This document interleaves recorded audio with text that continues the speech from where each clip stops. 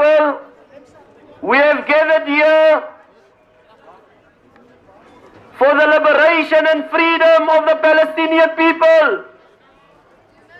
Viva Palestine, viva! Viva Palestine, viva! Viva Palestine, viva!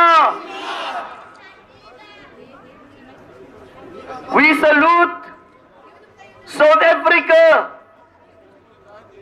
for taking our support to the people of Palestine. Viva South Africa, viva! Viva South Africa, viva!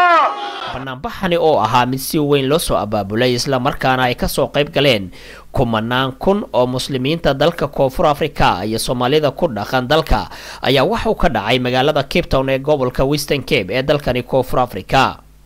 banaanbaxani looga soo horjeeday xasuuqa Israa'iil ee ka wado marinka Gaza ee dhulka reer Falastiin ayaa waxa soo qaban qaabiyay golaha muslimiinta dalka Koonfur Afrika Muslim Judicial Council oo marka magacooda la soo gaabiyo loo yaqaano MJC. banaanbaxayaashani oo aad u caraysnaa ayaa waxa ay soo buux dhaafiyeen jidadka muhiimka u ah magaalada Cape Town ee dalkani Koonfur Afrika waxa ayna wateen boorar ay ku qoran yihiin Falastiin ha xorowdo, Israa'iil ha joojiso xasuuqa ay ku hayso reer Falastiin iyo eraya kale.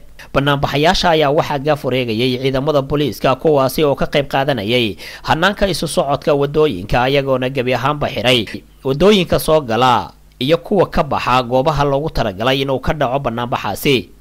muslimiinta maanta ka qayb qaadanaysay banaanbaxa looga soo horjeedo xasuuqa Israa'iil ay ku hayso dadka reer Falastiin ayaa socod dheer kadib waxa ay isugu soo urureen iridda hore ee aqalka baarlamaanka ee magaalada Cape Town ee dalka Koonfur Afrika ayagoona baarlamaanka ka codsaday in ay ka jawaabaan xasuuqa Israa'iil ay ku hayso dadka reer Falastiin.